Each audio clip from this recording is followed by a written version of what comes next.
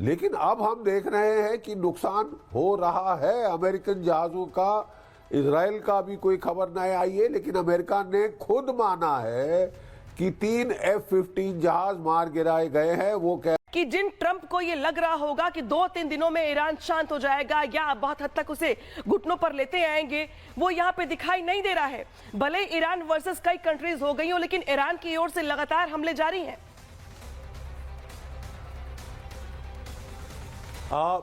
हमले जारी हैं और बड़े इफेक्टिव हमले हैं।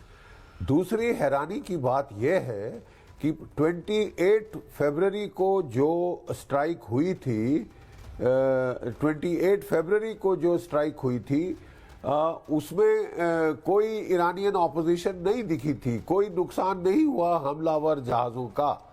लेकिन अब हम देख रहे हैं कि नुकसान हो रहा है अमेरिकन जहाज़ों का। इजराइल का भी कोई खबर नहीं आई है, लेकिन अमेरिका ने खुद माना है कि 3 F-15 जहाज मार गिराए गए हैं। वो कह रहे हैं फ्रेंडली फायर से गिरे। और सर, ईरान भी कह रहा है कि हमने अमेरिका के 29 फाइटर जेट्स मार गिराए हैं। ये ईरान भी दावा कर रहा है 29 जेट्स गिराने का।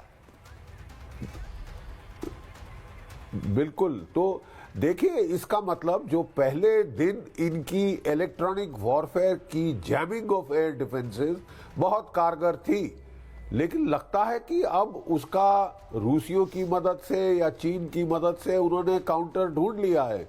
और अब उनका एयर डिफेंस भी, जो बिल्कुल ही कहा जा रहा था कि एयर सुप्रीमेसी हासिल कर ली है, क्या कहते हैं, इजराइल ने और अमेरिका ने, वो तो अब क्वेश्चन में आ रही है।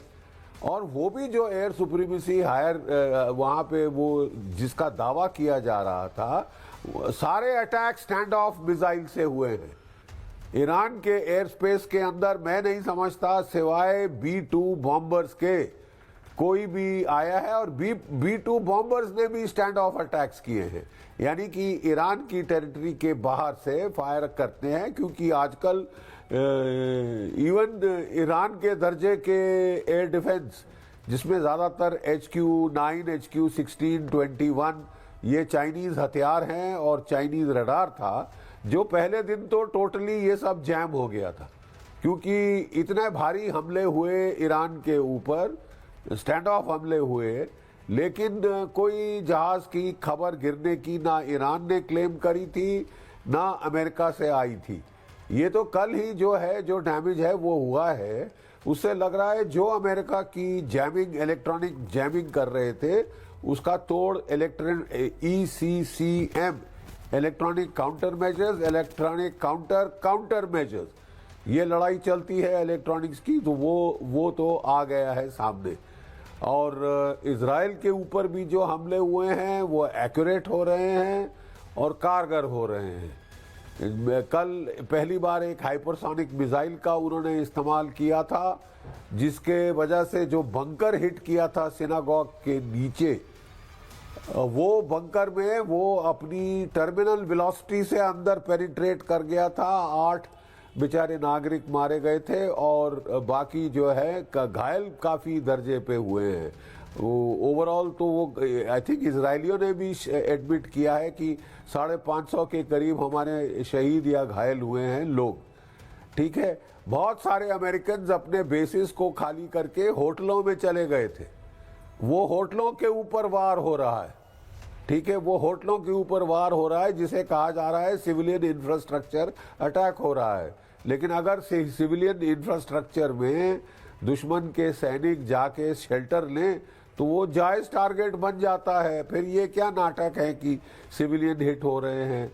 लेकिन ईरान के अंदर तो कोई 150 से ज़्यादा लड़कियां मारी हैं एक स्कूल के अंदर, which amounts to a war crime, ये गलत है।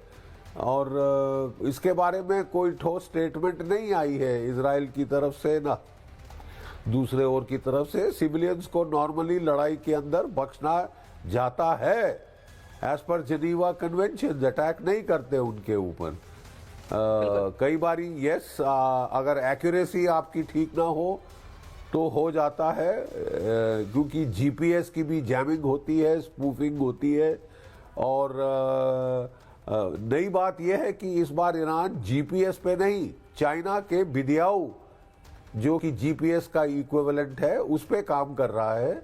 उससे एक्यूरेसी पिछली बार से बहुत बड़ी हुई, साफ नजर दिखाई दे रही, साफ और ये दिख रहा है सर कि इस बार ईरान जिस तरीके से खुद को उसने तैयार किया था मानसिक तौर पर या हथियारों के लिहाज से, उसका असर दिख रहा है कि खामनेई के खत्म होने के बाद भी, तमाम टॉप कमांडर्स के खत्म होने के बाद भी जो ईरान की ओर से प्रिसाइज अटैक किए जा रहे हैं उससे नुकसान ट्रंप को भी हो रहा है, ये मानना पड़ेगा। मिडिल ईस्ट में जिस तरीके से आग लगी हुई है, जिस तरीके से बमों की बरसात हो रही है, अब जंग सिर्फ जमीन या आसमान तक सीमित नहीं रह गई है, ये परमाणु खतरे तक जा पहुंची है। ईरान के नातांज और इस्फहान परमाणु ठिकानों पर हमले की खबर है, लेकिन IAEA ने कहा है कि कोई रेडिएशन लीक नहीं हुआ है। ऐसे में बड़ा सवाल यहां पर यह है कि क्या महायुद्ध परमाणु युद्ध में बदलने वाला है? दोस्तों, मज़ीद ऐसी अपडेट्स के लिए हमारे चैनल के साथ जुड़े रहें। और इसमें ये जो इंडियन बंदा है वो ये कह रहा है कि अमेरिका के जहाज़ वाकई ही गिरे हैं।